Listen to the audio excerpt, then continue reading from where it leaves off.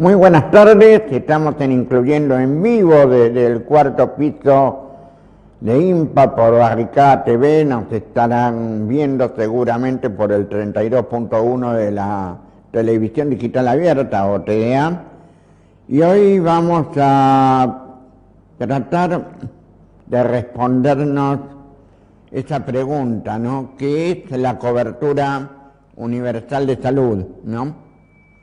Y justamente llegamos a este tema a raíz de una nota salida publicada en La Izquierda Diario que se pregunta de qué se trata la CUS, escrita por Laura Bogado, administrativa del Hospital Posada. Y tiene mucho que ver con el sistema de salud. Y tiene mucho que ver con la relación entre el gobierno y la CGT. Y a la vez, en broma, a todos y a todas, como les guste más. Porque precisamente el antecedente más cercano lo tenemos en Estados Unidos con el plan de salud de Obama, ¿sí? Que después de su mandato dejó 50 millones de pobres, y donde la salud en Estados Unidos es un seguro médico. Y esto no es de ahora tampoco en la Argentina, vamos en camino a este proceso donde precisamente el que tenga plata va a poder atender bien su salud. Si no tiene plata, va a estar condenado por lo menos a adquirir una discapacidad o a la muerte segura, ¿sí? Porque de lo que se trata, precisamente que estamos en un genocidio por goteo en la Argentina. El capitalismo de por sí ya es genocida.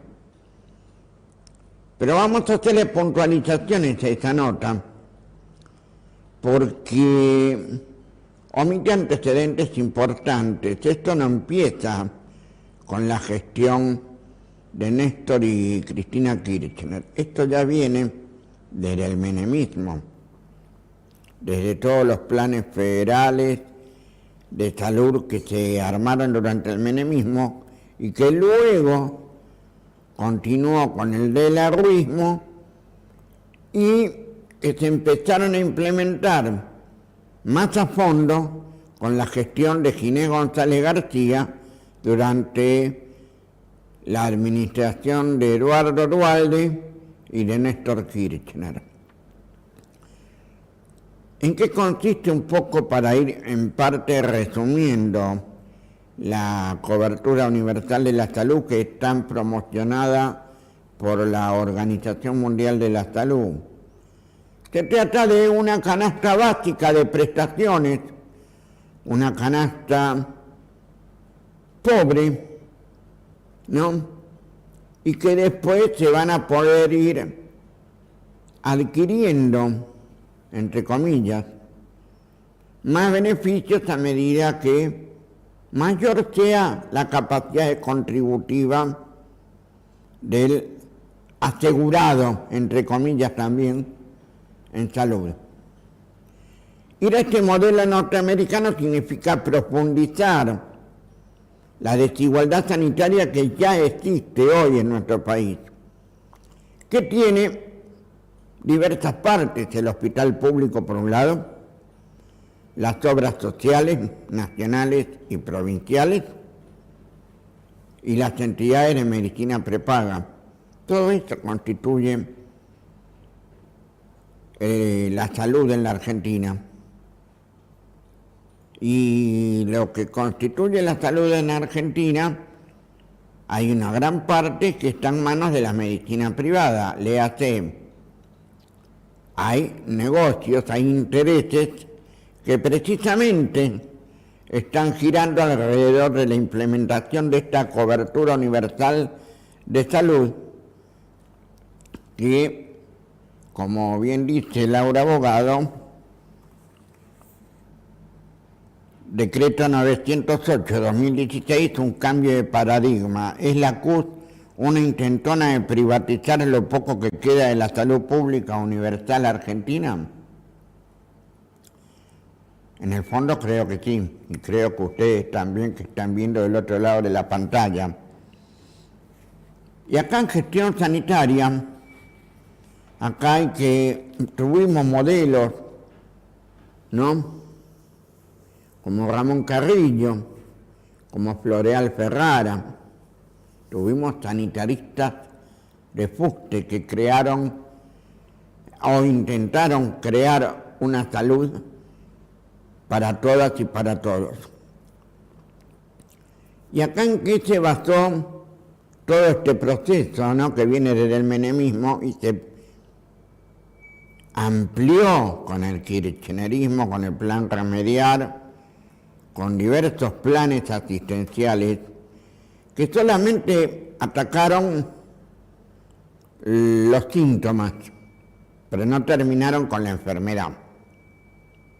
Es decir, fueron políticas sociales compensatorias, tales como establece el capitalismo, que son meras reformas, pero que no solucionaban el problema de fondo, el acceso al derecho a la salud que tenemos todas y todos los argentinos y los que vivimos en la Argentina.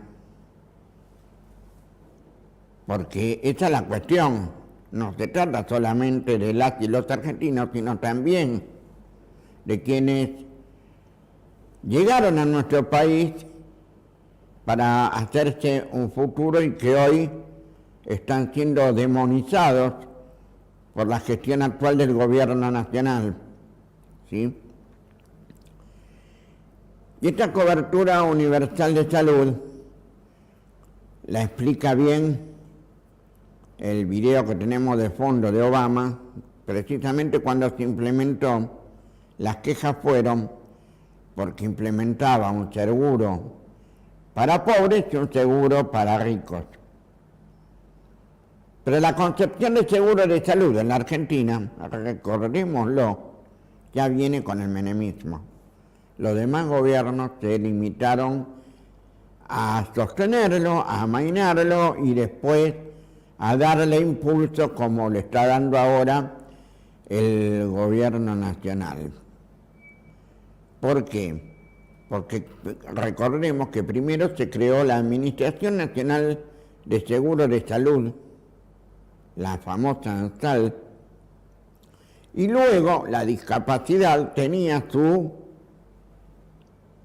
administración de programas especiales que recibía fondos, una partecita, del Fondo Solidario de Redistribución que iba a todas las obras sociales.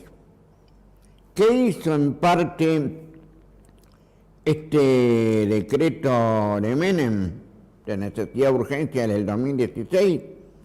Lo que hizo es dar el puntapié inicial a la financiación de la cobertura universal de salud, es decir, darle plata a las obras sociales sindicales y preparar el camino, estableciendo los requisitos y las pautas para esa cobertura que va a beneficiar a muy pocos, porque va a ser una cobertura demasiado limitada. Imagínense atención primaria de la salud, médico clínico, médico especialista, estudios complementarios, laboratorios y otros van a tener un límite, pero lo que sí va a tener una alta incidencia precisamente las cirugías.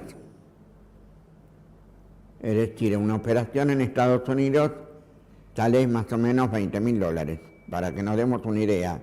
Imagínense lo que puede ocurrir acá si se implementa la cobertura universal de salud, ¿sí? Tendríamos que llegar a pagar en un hospital público para atender nuestros padecimientos. Y las personas con discapacidad también se ven en riesgo. ¿Por qué? Porque el certificado único de discapacidad cubre solamente aquello que se refiera a la patología en particular y no a las afecciones comunes, ¿sí? O sea que también las personas con discapacidad van a estar afectadas más allá de la existencia de la ley 24.901, ¿sí? Y en el próximo bloque vamos a empezar a ver cómo el mismo Ginés González García, en un reportaje que le hizo Dolores Pereira Iraola para su programa Futuro Posible, cómo hizo su gestión y qué soluciones se dieron durante la gestión Kirchner. Pero quiero que lo escuchen, vean y escuchen ustedes para saber cómo en realidad macrismo y kirchnerismo se dan la mano, aunque pretendan dar matices y separarse. Por eso sigo pensando que Cristina nos preparó y Macri lo hizo. Desgraciadamente es así, aunque muchos no lo quieran ver, ¿sí? Si bien estamos en tiempos electorales, a semanas de las PASO, conviene ir teniendo en cuenta quién es quién, que no es poca cosa. Vamos a ir a un corte y después volvemos con más, incluyendo.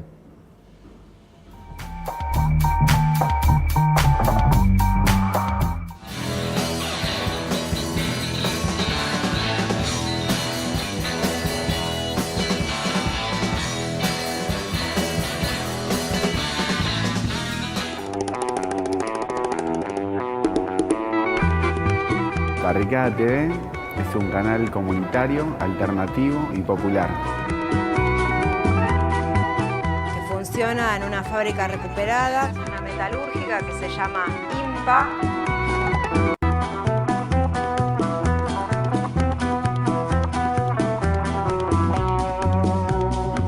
Queremos que realmente a nivel popular tengan cabida. Los medios que expresan juntamente los sentires, la forma de vivir, etcétera, de la gente de la base.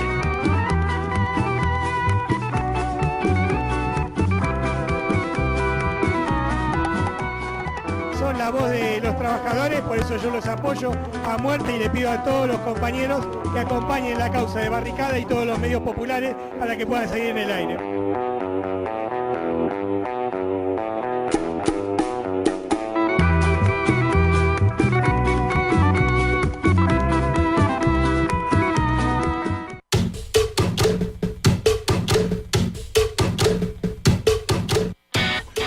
La terrible inequidad entre aquel que puede ir a una escuela privada versus aquel que tiene que caer en la escuela pública. Tiene que caer en la escuela pública. Tiene que caer en la escuela pública.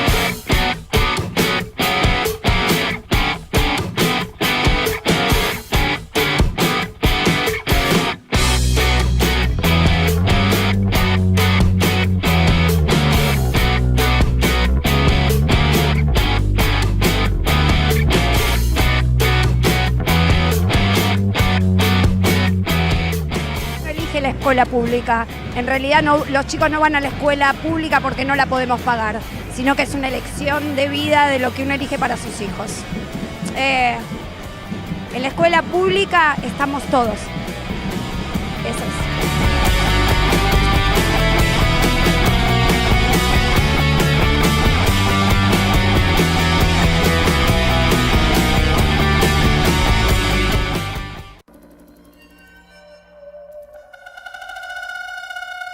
Nunca se sabrá cuánto daño le hicieron al pueblo venezolano los golpistas pro-yanquis de abril de 2002.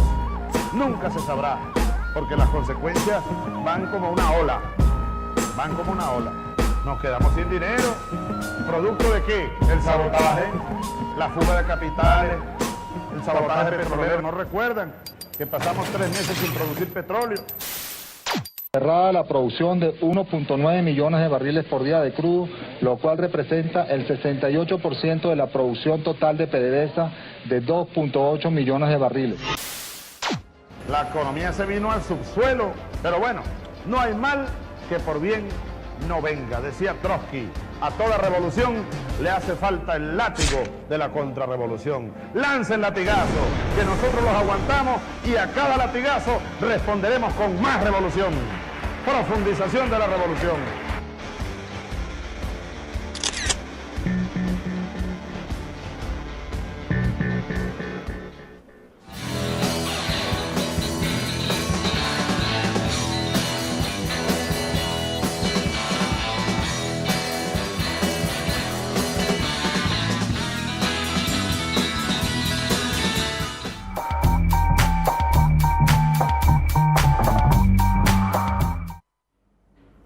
Bueno, volvemos, segundo bloque de Incluyendo, y vamos a ver la entrevista que Dolores Pereira Iraola, de Futuro Posible TV, le hizo a Ginés González García, que fue ministro de Salud de Eduardo Duhalde, de Néstor Kirchner y parte de la gestión de Cristina Fernández de Kirchner, que luego lo mandó como embajador a la hermana República de Chile, y que también es el presidente de ISalud, una organización no gubernamental que precisamente propugna las políticas del Banco Mundial, junto con la Organización Mundial de la Salud. ¿Casualidad o causalidad? Vamos a ver esta entrevista y luego después hacemos un corte y volvemos para empezar a desmenuzar un poquito de qué se trata esto de la cobertura universal de salud, comparándolo un poco con el sistema de salud cubano. Vamos a ver la entrevista.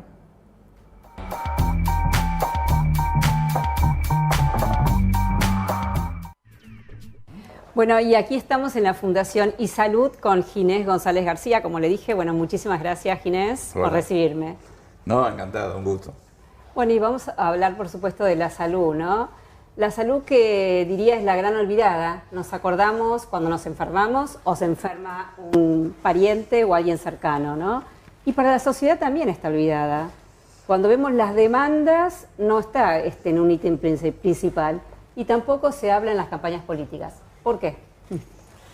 Yo creo que me preocupa tanto como a vos, primer punto. Segundo, hemos dejado de ser prioridad, posiblemente porque los que hemos dedicado buena parte de nuestra vida a esto no le hemos puesto o no hemos sabido capturar la atención, porque la idea no es medicalizar a la sociedad con un discurso de miedo, pero sí un discurso, como se dice hoy modernamente, de cuidado en la salud, de que la gente entienda que es mejor cuidar que curar, que uno es partícipe de la salud de uno, en fin, como las políticas modernas, que sin perjuicio de atender la enfermedad, también tienen política activa de salud. Eso no pasa en la Argentina. O pasa de prevención, poco, ¿no? Política de prevención. Pasa poco, ¿no es cierto?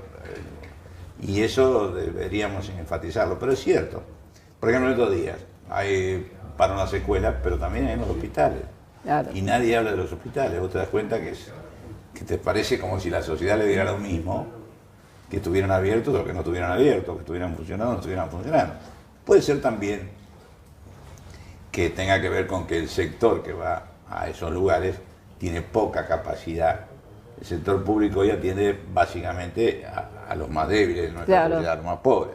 Y esa tiene poca capacidad de expresión o resignó ya que no funcione como quisieran que funcionara. La verdad que no lo sé, es complejo. Pero lo que sí es cierto, que no está en prioridad, ni como uno quisiera. Lo que sí es cierto, por ejemplo, es que se reducen los presupuestos de salud. Este año fueron reducidos con respecto al año pasado y nadie se quejó. Yo la verdad soy de las pocas voces que trato de decir diciendo, esto, bueno, y creo que vos sos de las pocas partes o personas dentro del periodismo que lo social en global, pero este tema de la salud le seguís dando énfasis. Seguro que sí, ¿no? Y hablábamos antes, quizás todos estos problemas de la problemática social no interesan mucho porque, bueno, como vos decís, la gente que no tiene buenas condiciones sociales es la gente que no puede peticionar, ¿no? Que no golpea, que no está en los medios. Bueno, lamentablemente es la que más sufre. Sí, por supuesto, mira, en la Argentina la población que está dentro de las prepagas es del 7%. Sin embargo, sobre todo en los medios capitalinos, se habla mucho más del tema de la prepaga. Claro, cuando se sube la cuota se habla, claro. sí. Pero no se habla de las colas en el hospital público. Claro. Y bueno, también contemos esto, Ginés, la desigualdad que se ve entonces en el sistema de salud de Argentina. Los que tenemos la posibilidad de pagar una prepaga, bueno, estamos protegidos. En cambio, el hospital público, bueno, los que tienen que ir allí, la verdad que es lamentable, ¿no? Hacer las colas, pedir un turno, etcétera. Sí, estamos pasando un mal momento de eso. Pero eso de hace años de la Argentina. Sí, hace años. Yo creo que es un camino bastante paralelo a la escuela pública. Se vienen deteriorando los dos sectores desde el punto de vista de su producto, de su imagen ante la sociedad, de la satisfacción o no que tiene la gente. Es cierto, eso. Además hay una cosa, mira, uno de los problemas graves que tiene el mundo y que no tuvo la Argentina hasta hace unos años, pero que lo tiene y grave, es la desigualdad, como vos dijiste. Claro. Ahora, hasta por eso, me acuerdo porque fue parte del discurso que tratamos de hacer cuando tuve el honor de ser ministro con Duhalde, cuando empezamos, que no había Estado, no había gobierno, no había nada. Una situación muy difícil. Muy difícil. Pero ¿qué dijimos? Bueno, acá hay un empobrecimiento brusco de muchísimos argentinos. Entonces la forma que tenemos de tratar de compensar eso no es solo volver al crecimiento económico que se logró, sino básicamente es redistribuir, por ejemplo, salud, de manera tal que no hubiera diferencias entre un pobre y un rico simplemente porque no tenía acceso a los sistemas de salud. O sea, que un pobre no tuviera cuerpo de pobre simplemente porque no tenía dinero. Por eso hicimos programas de acceso a medicamentos, remediar, todas esas cosas tenían que ver, reforzamos atención primaria, es decir, que el servicio público compense las diferencias que por otro lado la situación socioeconómica hace que haya cada vez más ricos y cada vez más pobres, claro, porque los ricos son más ricos y los pobres son más pobres. Es decir, un porcentaje, digamos, menor de la sociedad es rica, pero es cada vez más rica y hay un sector cada vez más grande de pobres. Así es, así es. Eso pasa en el mundo, pasa en todos lados. Claro. Yo vengo de estar en Chile. Chile es el país más exitoso de América Latina en crecimiento en los últimos 25 años. Y es el país menos exitoso en distribución de los últimos 25 años. Es decir, hoy en día la sociedad y los gobiernos tienen que buscar no solo la idea de que se distribuya mejor el ingreso, sino además que se compense en los que no acceden a otro sistema a través del sistema público. Esto es educación, esto es salud, etcétera, etcétera. Como tradicionalmente pasó en la Argentina. Es decir, Argentina tuvo un modelo en Latinoamérica vinculado con esto, que hoy lamentablemente no está funcionando de esa manera, ¿no? Sí, lamentable. Y después también contemos que el sistema de salud de la Argentina tiene que ver con cada provincia, la prioridad que le da a cada gobernador, digamos, de la provincia, la prioridad que le da al tema salud. Por eso es tan diferente los hospitales en las provincias, digamos, en los municipios también. Se puede hablar en el conurbano de, no vamos a dar nombres, pero de un hospital que esté funcionando bien en un partido y en el partido al lado está funcionando pésimo. Tienes razón, y además yo te voy a contar, por supuesto hay más razones que las que voy a decir ahora. Pero por ejemplo en esta ciudad, Buenos Aires, más o menos en superficie, un poquito más grande que La Matanza, apenitas, superficie total. Sí. En habitantes esta tiene casi 3 millones, Matanza tiene más de 2, parecido. ¿Sabes cuál es el presupuesto total de La Matanza? 4.700 millones de pesos. ¿Sabes cuál es el presupuesto de la Ciudad de Buenos Aires? 122.000 millones de pesos y además toma crédito externo. Entonces es difícil, está la brutal diferencia que hay de entrada en el tamaño del Estado, en la disponibilidad de recursos del Estado.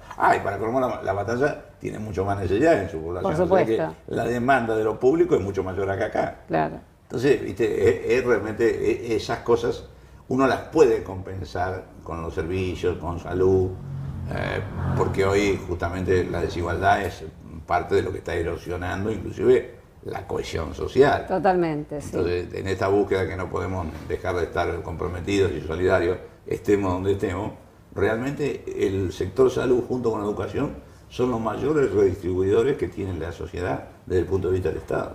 Seguro que sí. Y Ginés, el otro día leía, hay una fundación que se ocupa del tema de políticas públicas de salud, hablaba de hacer un área metropolitana, ¿no? Los partidos, 40 partidos del conurbano junto con la capital. Formar una región para mejorar el sistema también. ¿Lo has leído? Es una buena idea. Creo que además tiene más viabilidad ahora que nunca, por una razón. Claro. Las 3 jurisdicciones, o 2 jurisdicciones, las 2 más grandes, están en manos del mismo signo político. Entonces me parece una buena idea. Salud debería ser prioritario dentro de esa área metropolitana, porque tiene circuitos de derivación, hay que hacer atención escalonada, integración de las emergencias. Alguna vez, inclusive hemos hecho tesis acá de alumnos. O sea, nosotros tenemos buen material de apoyo acá en Salud sí. para ese desafío que también no solo es político, es también técnico, porque hay que generar una estructura, un soporte de esa intención, pero yo creo que eso es muy bueno. Es muy importante pensándolo como una política pública. A ver, en el mundo no hay megaciudades como es. Esta, una ciudad con 2.800.009 acá y 11 millones rodeándola, y no hay así en el mundo que no funcione como área metropolitana. Claro. Así funciona Londres, así funciona Madrid, así funciona Roma. Así que es una buena idea. No, muy buena idea. Bueno. Muy buena, ojalá que la podamos hacer, y nosotros ahí, como fundación, vamos a trabajar todo lo que podamos para darle insumo técnico y teórico a esa buena idea, ¿no? Perfecto. Y después también, ¿qué necesidad de, una política pública, me imagino que ustedes están pensando, ¿no? Una política sanitaria para el país a largo plazo, para mejorar todo esto que estamos hablando, esta tamaña desigualdad? ¿Por dónde empezamos? No, tenemos que empezar por lo público, no hay ninguna duda. Felizmente dentro de lo que, aunque muchos no las quieren, menos mal que están las obras sociales, porque las obras sociales siguen atendiendo a la mayor cantidad de pobladores de la Argentina, y eso hace que en realidad en ese sector, más allá de que no es perfecto, tengamos una población cubierta, bastante bien cubierta y bastante satisfecha, cosa que no pasa con otros lugares. Claro. Pero además de eso, claramente hay que empezar con lo público, sin perjuicio que hoy no puede dejarse de mirar lo que no esté. Lo público, a ver, si te lo digo mejor. Es el hospital lo público público. En salud, no, a ver, quiero decirlo de una manera así. A ver. Lo público en salud es mucho más que lo estatal. También la salud debe ser considerada como un hecho público, sea de obra social, sea de sector público como hospital público, o sea de una prepaga. Después de eso, nosotros lo que tenemos que tener es que se equilibren las posibilidades de cada uno en esos servicios. Porque a veces es mucho más que una espera o una comodidad de un turno telefónico como puede tener alguien que tenga una prepaga. Es realmente que tenga acceso a un servicio de calidad. Claro. Y en eso sí tenemos que trabajar mucho en eso. Ahora, ¿cuál es lo difícil de eso? No es tanto el diseño teórico, ¿no? Lo difícil de eso es la construcción del consenso. Yo he tratado de hacer eso, por supuesto, creía haberlo más o menos logrado para algunas cosas, y después, bueno, se fueron rompiendo. Por ejemplo, ¿pero el consenso entre quiénes? ¿Es entre la misma política? Primero yo lo busqué. Mira, todas las veces que yo fui funcionario, porque antes había sido ministro de la provincia de Buenos Aires, ahí hice un pacto social de la salud. Traje a todos, era un momento de crisis, para que te ubiques, estoy hablando del año 89, el fracaso del plan austral. Claro, los inicios de Menem, hiperinflación. Sí, fin del 80, ¿viste? Era un lío todo eso. Entonces, bueno, dije, el discurso que he hecho siempre es el mismo. Estamos débiles, entonces sumemos debilidades. Ninguno tiene una fortaleza como para creer que porque es ministro puede resolver solamente esto. Entonces, llamado de esa humildad de las debilidades, también le decía, sumemos debilidades. Esto es como la matemática, que 2 menos hacen un más. Claro. Y eso me fue muy bien las 2 veces que lo hice, porque también cuando vine acá al gobierno, como decíamos, con Duhalde y después con Kirchner ya estaba más enderezada la situación. Pero la verdad había mucha debilidad institucional. La gente no creía en el Estado, la gente no creía en el gobierno no tenía casi ministerio, era una caricatura parecida al modelo real, pero como toda caricatura no era el modelo real. Esa construcción de consenso llevó a tratar de elaborar lo que llamé un plan federal y fuimos construyéndolo, no totalmente, tratando de no meternos al principio con los sectores, o no meternos mucho con los sectores que más o menos estaban funcionando, por ejemplo, las obras sociales. Bueno, ahí se desarrollaron muchas cosas, desde la política de medicamentos, la política de trasplante, la cesación de fumar, el refuerzo de la atención primaria, bueno, todas esas cosas que habíamos podido de acuerdo. Bueno, lamentablemente no todas esas cosas que te estoy contando por esta manía argentina de destruir porque lo hizo otro, después de muchos años de esos programas, sí. La verdad que hoy lo están rompiendo todo, el remediar, médico comunitario, salud sexual y reproductiva, te nombro los programas, sí. Están muy mal y la verdad. Bueno, este gobierno dice que por falta de recursos. No, porque yo te puedo asegurar que nosotros analizamos. ¿Vos crees que no, entonces no tienen prioridad, no le dan la verdad, prioridad al tema de la salud? Sinceramente no me lo puedo explicar. Porque si vos tenés el presupuesto y no lo gastás, lo subejecutás y le faltan remedios a los enfermos, no es un problema de ideología, que más a la derecha, más al centro, no. Es un problema de salud, el derecho a la salud, por supuesto que sí. De ser médico, de ser ministro. Sí. Ginés, y ustedes con la Fundación iSalud tienen entonces, obviamente piensan, ¿no?, a largo plazo, tienen muchas personalidades aquí inteligentes, ¿no?, y creativas. Que no soy yo, claro, ¿no? Bueno, por supuesto que está presidiendo. Y pensando, como te digo, políticas sanitarias. Y mi pregunta es si tienen relación con el gobierno. Mira, tenemos mucha relación con esferas estatales. No quizá con el Ministerio de Salud, pero simplemente porque no lo ha buscado el Ministerio de Salud actual. Pero con el PAMI conversamos, con la Superintendencia conversamos, con los gobiernos provinciales conversamos. En algunos casos le hacemos trabajo que nos pide, capacitación, por ejemplo. No, en ese sentido, yo tengo claro que mucho más que todo el mundo sabe que tengo identidad política.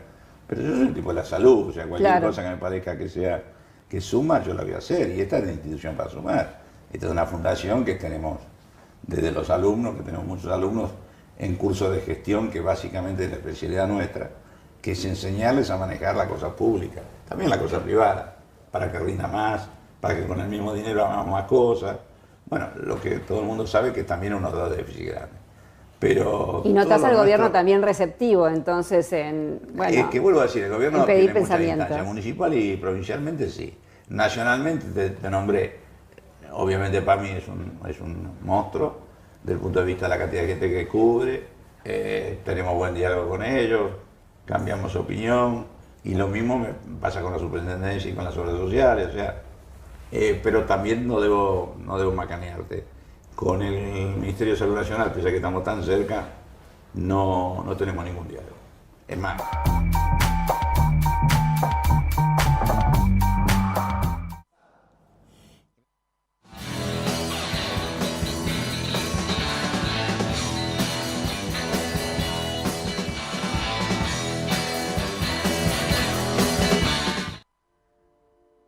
La cara de la guerrilla siempre ha sido oculta, clandestina. Siempre se cuenta por pedazos, entonces le queda todo el campo mediático para que el gobierno construya una imagen de nosotros, ¿no? De ahora en adelante, pues yo creo que el trabajo es precisamente ese, ¿no? Mostrar la verdad, donde se van a mostrar con cifras en mano quiénes son los victimarios y quiénes son las víctimas. Con una verdad histórica como la que ya marcamos nosotros en La Habana, donde se muestra quién inició la guerra, por qué se iniciaron las FARC, cuál es la lucha de las FARC, con estadísticas en mano, ¿no? Los paramilitares, los falsos positivos, la inversión norteamericana en la guerra y la defensa del pueblo colombiano, que en realidad ha sido el mismo pueblo el que ha financiado o el que ha impulsado de cierto modo la resistencia armada desde el inicio. Y los medios de comunicación pues son vitales. Nosotros pensamos, o personalmente yo creo que se tendrán que crear películas, novelas guerrilleras, si se puede, para mostrar esa realidad, digamos, que tenemos, y donde cada guerrillero es una historia terrible, de víctima, de abandono estatal, de persecución.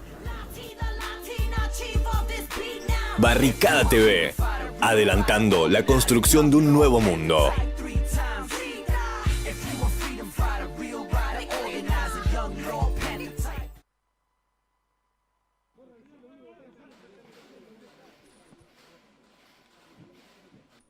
En la madrugada del 4 de julio de 2016, un grupo de unas 20 personas, lideradas por Mariano Martínez Rojas, ingresaron por la fuerza en la redacción donde funcionaba Tiempo Argentino y destrozaron material de trabajo. Los periodistas, que ya habían recuperado al diario del vaciamiento de Spolsky y Garfunkel, volvieron a recuperar la redacción. La noticia dio la vuelta al mundo. Fue el ataque más grave contra un medio periodístico desde el regreso de la democracia en Argentina. Algunos de los atacantes escaparon, otros fueron dejados en libertad. Uno declaró que la policía les franqueó el ingreso. 2 semanas después del ataque, la jueza porteña María Julia Correa constató que se trató de un plan criminal contra la libertad de expresión y el derecho a la información y giró la causa al fuero federal. Desde entonces, la causa aguarda un juez que se anime a investigar quiénes están detrás del hecho. Queremos saber quiénes quisieron callar a Tiempo. Si callan a uno, nos callan a todos, no a la impunidad.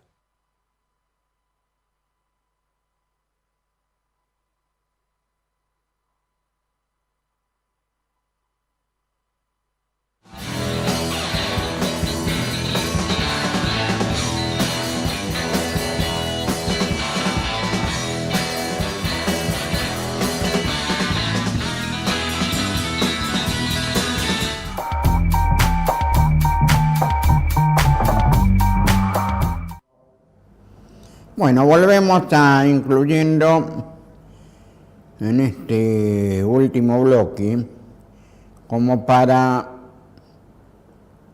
pensar un poco la entrevista que vimos recién, ¿no? Con Ginés González García, ¿no? Que precisamente no es ningún santo y que ha sido promotor de las políticas del Banco Mundial desde que asumió con Eduardo Duhalde, y que las continúa a través de ISALUD. ISALUD es un instituto universitario, ¿no? Privado, o sea, hay que pagar para poder estudiar ahí, para estudiar todas las políticas que recomienda el neoliberalismo, las políticas sanitarias y de discapacidad que constantemente vienen bregando. Al principio habla de un cierto acuerdo con el gobierno y que luego, por efecto de la grieta famosa, se congeló esta relación con el gobierno. En realidad no se congeló, simplemente se tomó distancia, porque esa entrevista fue realizada en mayo de este año, ya cuando se venía perfilando el lanzamiento de la campaña electoral para las PAS y las elecciones de octubre, ¿sí? Las elecciones legislativas. Entonces es lógico que busquen diferenciarse, polarizar, como se le dice en política, para que no parezcan lo mismo, ¿sí? Y muchos creen que el regreso de Cristina Fernández va a cambiar las cosas. En realidad lo que va a haber es un maquillaje del trabajo sucio que viene haciendo el macrismo hasta ahora. Y precisamente conviene recordar esta nota de Laura Bogado, esta administrativa del Hospital Posadas, porque contrapone el modelo Obama con el sistema de salud cubano. ¿Por qué? Porque dice que en Estados Unidos los cuerpos son simples mercancías. La salud deja de ser un derecho para pasar a ser un servicio. Parte de lo que nos inculcaron aquí durante los 90 y hace hincapié en el sistema cubano, donde el Estado mismo enfoca la salud como un derecho donde la infancia está protegida, la juventud está cuidada, los trabajadores están cuidados y los adultos mayores están preservados, contenidos en este sistema de salud, donde no existe como aquí tantas instituciones dedicadas a la salud. Basta decir que la cobertura universal de salud que se pretende hacer de este gobierno tiene claros destinatarios e intereses, como por ejemplo están destinados en principio a los trabajadores, pero también a las personas con discapacidad. ¿Qué ocurre, por ejemplo, si un trabajador adquiere una discapacidad con motivo de su trabajo? ¿Sí? Seguramente, como pasa en la mayoría de los casos, le ofrecen un retiro voluntario, entre comillas, y después tramitará, si puede, la jubilación por invalidez y pasará a ser un pobre más, ¿no? Y aparte, los beneficiarios de los fondos son precisamente estas obras sociales sindicales, ¿no? Y acá me parece oportuno recordar una frase de Rodolfo Daer, del gremio de la alimentación, el mismo que ahora está avalando los despidos en PepsiCo, NACT, ¿no? Y en el diario de La Jornada afirmó, con respecto a la matriz productiva del país, si vamos a ser proveedores de materias primas, acá hay 5 o 6 millones de personas de más. Sí, escuchó bien. 5 o 6 millones de personas de más. O sea, que avala en los hechos la existencia de sobrantes que deben ser exterminados. Una de las formas de exterminio es negándole el derecho a la salud.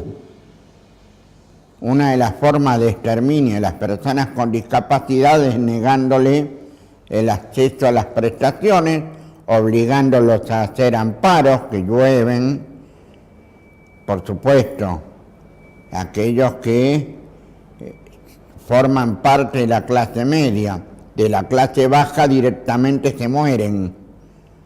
¿Por qué? Porque no tienen un abogado que los patrocine, ¿sí? Y entonces, nada que ver, entonces, el sistema que se quiere implementar, seguramente a través de las obras sociales sindicales, a través de las obras sociales provinciales, a través de las entidades de medicina prepaga, donde todos vamos a tener, en teoría, una historia clínica universal con nuestro número de documento o con un número en el padrón de beneficiarios. Vaya a saber, ojalá aplicaran la de Suecia. En Suecia, por ejemplo, el sistema de salud comienza desde que una persona nace hasta que muere. ¿Por qué? Porque desde que nace, con su número de documento, ya comienzan a elaborar la historia clínica. ¿Sí? Digo esto como para ver un modelo intermedio, ¿no?, entre el norteamericano y el cubano. Y Con esta historia clínica va a haber revisiones periódicas de la salud, por supuesto, sin perder días de trabajo, sin perder días de escolaridad, donde se hace eje en la prevención de enfermedades, hasta llegar a la ancianidad, a ser adultos mayores. Pero ¿qué pasa? Es un sistema que está pensado y organizado en función de la población que vive en Suecia. Acá se puede hacer lo mismo, lo que pasa es que se prefieren los negocios con los grandes laboratorios, con las grandes multis que manejan las entidades de medicina prepaga, que a su vez son las mismas que también retasean prestaciones por discapacidad. En suma, lo que se busca hacer no es un sistema de salud, sino un seguro de salud, una aseguradora de salud. Como también quieren hacer con el vaciamiento del ANSES, un aseguramiento de las jubilaciones y pensiones. Entonces, el modelo es diametralmente opuesto al cubano e incluso al sueco.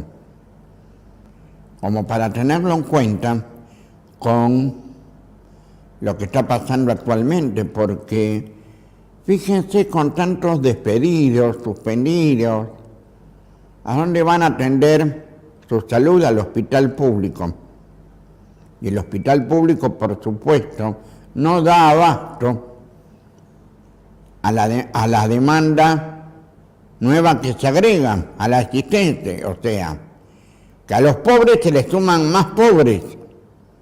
La desigualdad aumenta en grado superlativo, ¿sí? Y nosotros desde este programa, por los que nos preocupamos, no es por los de clase media, sino por los que están sumergidos en la pobreza y en la indigencia. ¿Quién los cubre? ¿Quién los atiende? Porque siendo pobres, pocos acceden al certificado de discapacidad.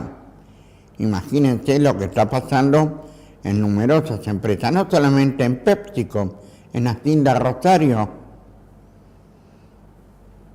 Esos pobres, nuevos pobres, producto de despidos, también van a sufrir las consecuencias, como ha pasado en los 90, ¿no?, de afecciones psiquiátricas y psicológicas que son cubiertas muy parcialmente por el actual sistema de salud.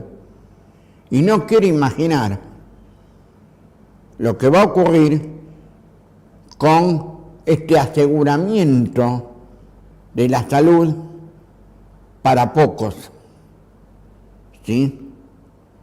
¿Por qué? Porque los sectores medios y altos ya están cubiertos por la medicina prepaga. Esos son los votantes de Cambiemos, de la Alianza Cambiemos. Y los votantes, los otros, son los que van a estar buscando a quién votar, porque realmente ninguno le garantiza que puedan sostener su salud, la educación. Es para pensarlo. Y si le sumamos a ello las trabas, los obstáculos, las vallas para la obtención del certificado único de discapacidad, ¿no?, vía requisitos del Servicio Nacional de Rehabilitación, más los agregados casi cada provincia, nos vamos a encontrar con un panorama desolador. La pobreza ya está llegando a los niveles de 2002 de a poco, y no lo está ya. Y entonces cabe reflexionar, teniendo en cuenta lo que establece este decreto 908 del 2016, es qué salud queremos. Y también, por otro lado, por analogía, qué jubilaciones queremos, qué sistema queremos. Da para pensar y mucho. Y entonces, posiblemente,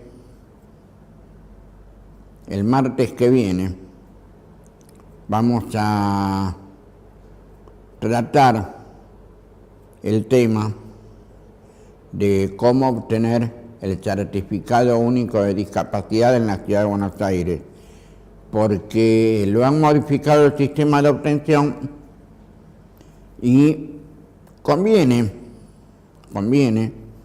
saber cuáles son los pasos a seguir, porque le dieron tantas vueltas que puede marear a más de uno que lo tenga que obtener, ¿sí? Y más en este contexto donde conseguir un turno en un hospital público significa estar a las 5 o 6 de la mañana esperando que abran las ventanillas a las 7 y media de la mañana.